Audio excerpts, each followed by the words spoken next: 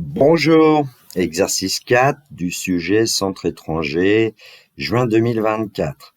Dans le descriptif de la vidéo, vous trouverez l'énoncé et le corrigé en format PDF, un lien vers le site de la PMEP pour y trouver des sujets de bac et des corrigés, un lien vers mon blog où vous pourrez trouver divers documents et notamment les sujets et corrigés des sujets de bac 2021, 2022, 2023. L'énoncé, partie A. On considère la fonction petit f définie sur l'intervalle 0 plus infini fermé en 0 par f de x égale racine carrée de x plus 1. On admet que la fonction petit f est dérivable sur l'intervalle 0 plus infini. Question 1. Démontrer que la fonction f est croissante sur l'intervalle 0 plus infini.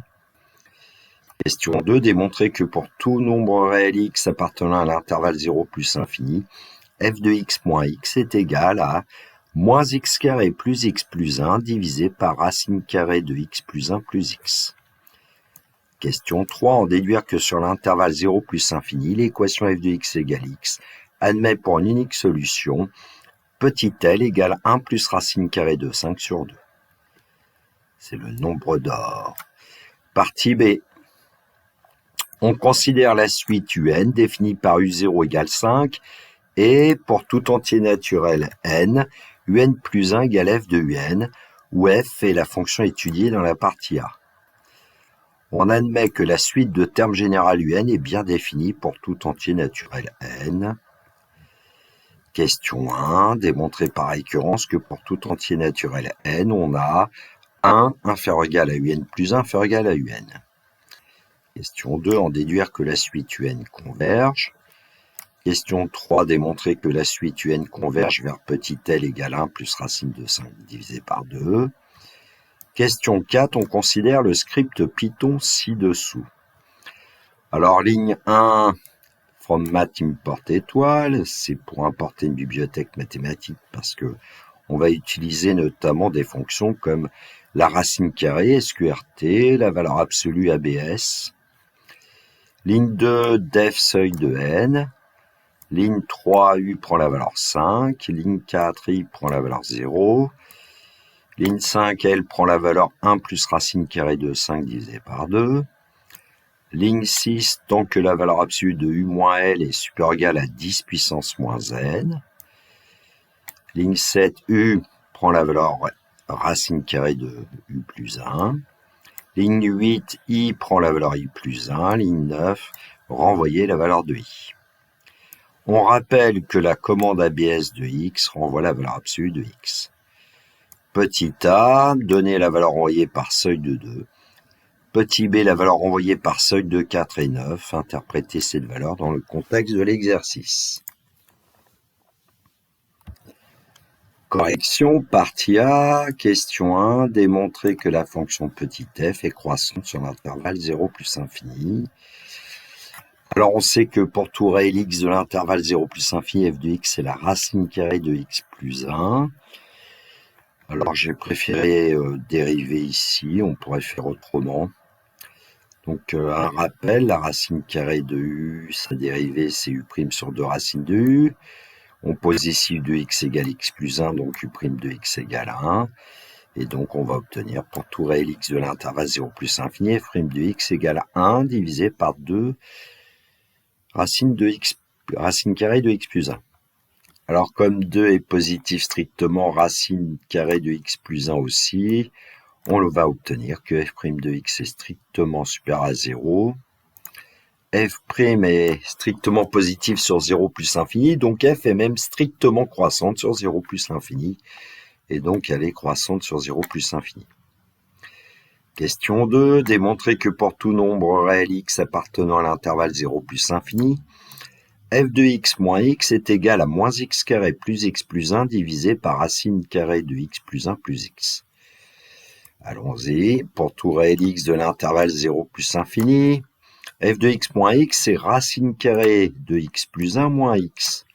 Alors, vu le résultat, où il y a un dénominateur qui est racine carrée de x plus 1 plus x, qui est la quantité conjuguée de racine carrée de x plus 1 moins x, on va multiplier donc par cette expression conjuguée Et on va obtenir une fraction avec racine carrée de x plus 1 plus x facteur de racine carrée de x plus 1 moins x divisé par racine carrée de x plus 1 plus x. On voit bien qu'il pourrait y avoir une simplification qui nous permet de revenir en arrière. Alors, au numérateur, on devrait voir apparaître une forme du type a plus b facteur de a moins b, identité remarquable, ce qui fait que f de x moins x va être égal à x plus 1 moins x au carré sur racine de x plus 1 plus x. Il suffit ensuite de ranger le numérateur et on l'obtient. F de x moins x égale moins x carré plus x plus 1 divisé par racine carrée de x plus 1 plus x. Question 3, on déduire que sur l'intervalle 0 plus infini, l'équation f de x égale x admet pour unique solution petit l égale 1 plus racine carrée de 5 divisé par 2. Soit petit x a un réel de 0 plus infini. Dire que f de x égale x, cela signifie que f de x moins x égale 0.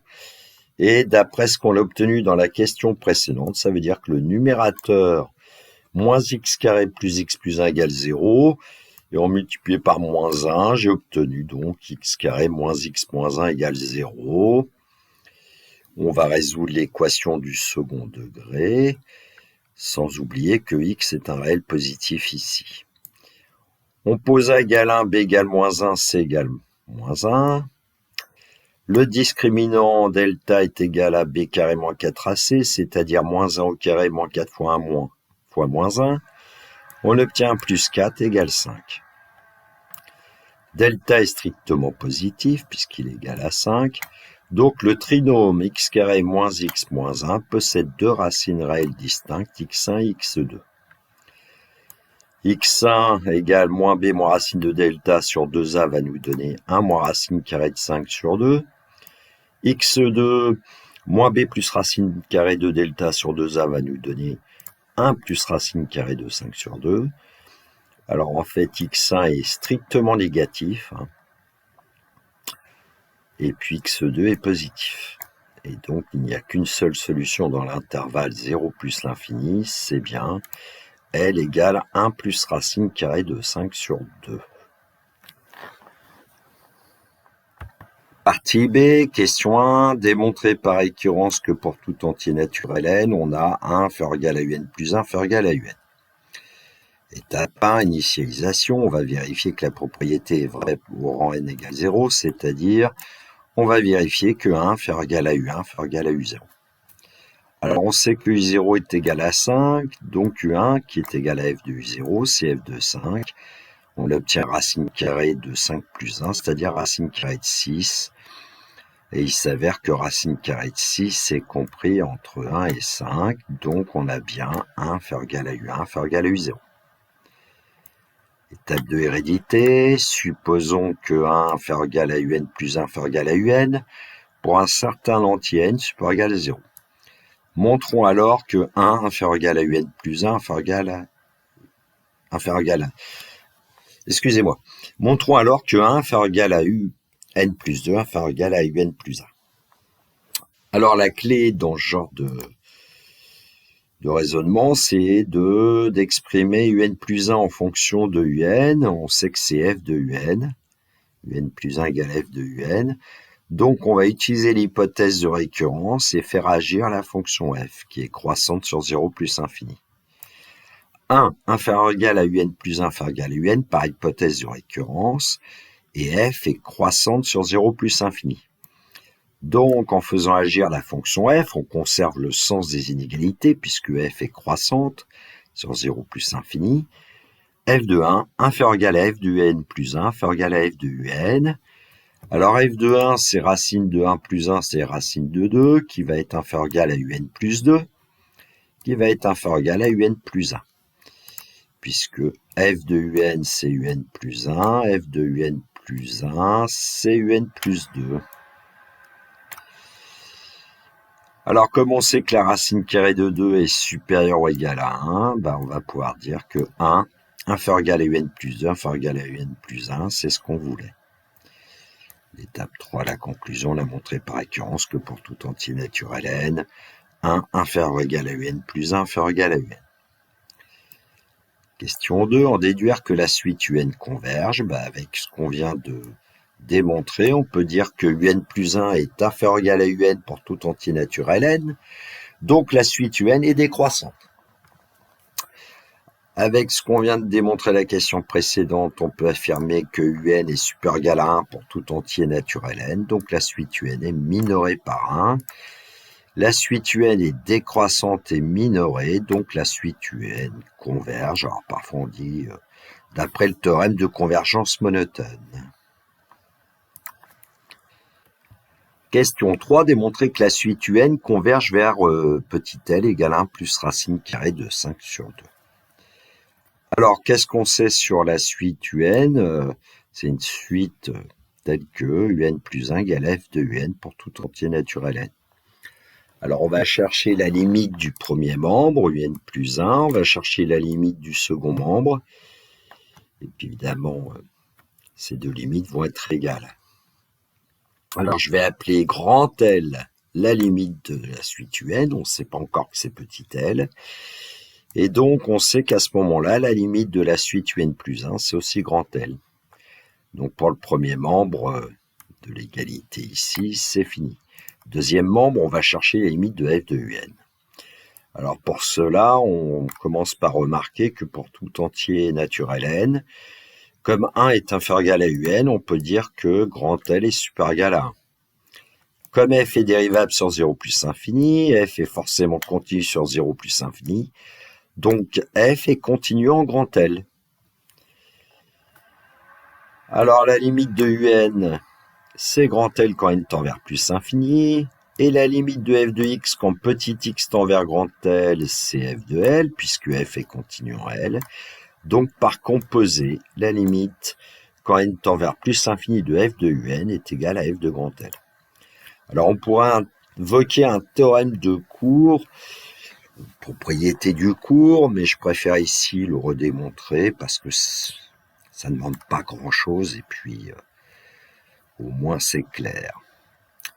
Pour tout entier naturel n, un plus 1 égale f de un, donc par passage à la limite, on sait que le premier membre un plus 1 tend vers grand L et le deuxième membre f de un, on vient de démontrer qu'il tend vers f de grand L.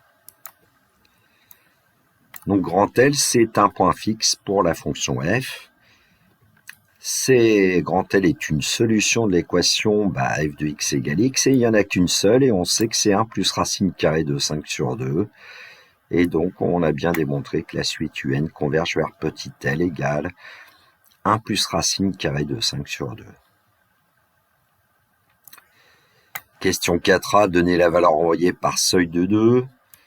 Alors, si on utilise un script Python sur sa calculatrice, on verrait que la valeur envoyée par seuil de 2 est égale 5. Alors, si on ne sait pas programmer, on peut toujours essayer de trouver des valeurs successives de la suite un, et on peut vérifier que pour i égale 5, en fait, la valeur absolue de ui moins petit l est plus petite que 10 moins 2.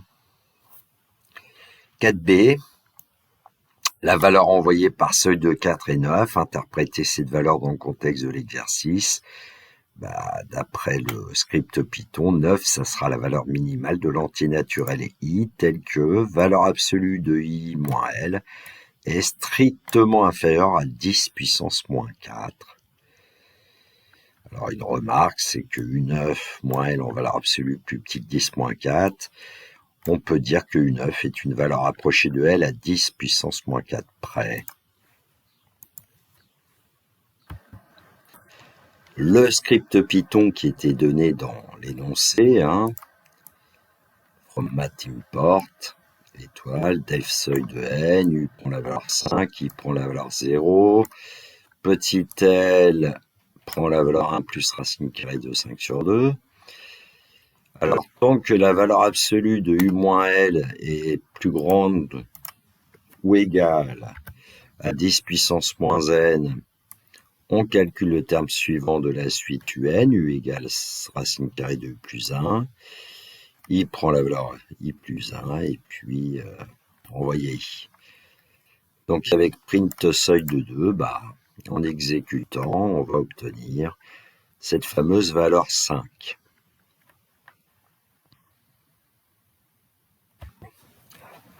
Un script Python un petit peu plus élaboré.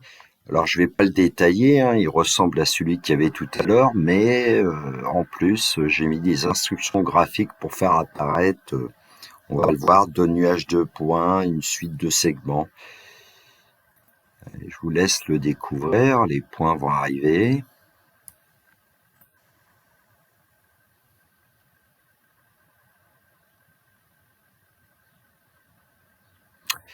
Voilà, en fait, les points bleus correspondent aux points de coordonnées en l'abscisse petit n et en ordonnée un.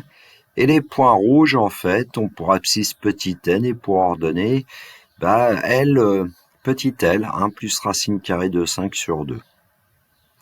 Et puis, les segments verts, qu'est-ce qu'ils représentent? La distance entre, pour le premier segment, par exemple, c'est la distance entre U0 et L. Pour le deuxième, c'est la distance entre U1 et L. Donc, en fait, c'est la valeur absolue de U moins L que j'ai fait apparaître ici avec les longueurs des segments coloriés en vert. Évidemment, les segments ont une longueur qui diminue, qui tend vers 0 d'ailleurs, puisque la suite un tend vers L, valeur absolue de un moins L va tendre vers 0. Et ici, on s'est arrêté à 9. Alors pourquoi? Parce que j'avais demandé de regarder ce qui se passait pour la valeur 4. Dans l'énoncé, on vous disait que si on prenait seuil de 4, la réponse pour i était 9.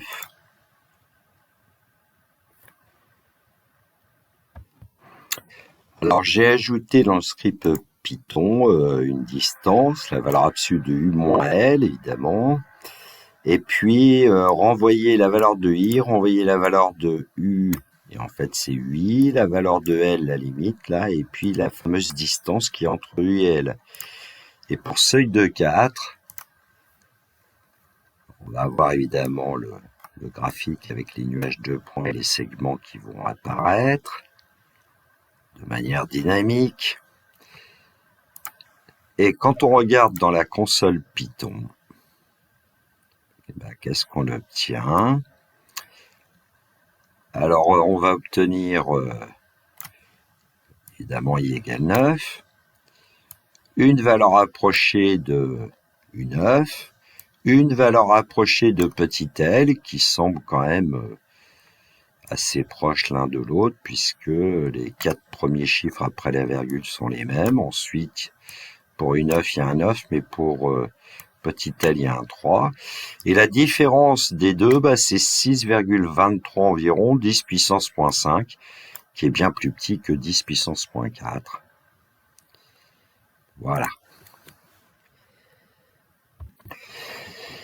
Voilà, la correction de cet exercice 4 est terminée pour moi. Si vous avez des questions, commentaires, n'hésitez pas.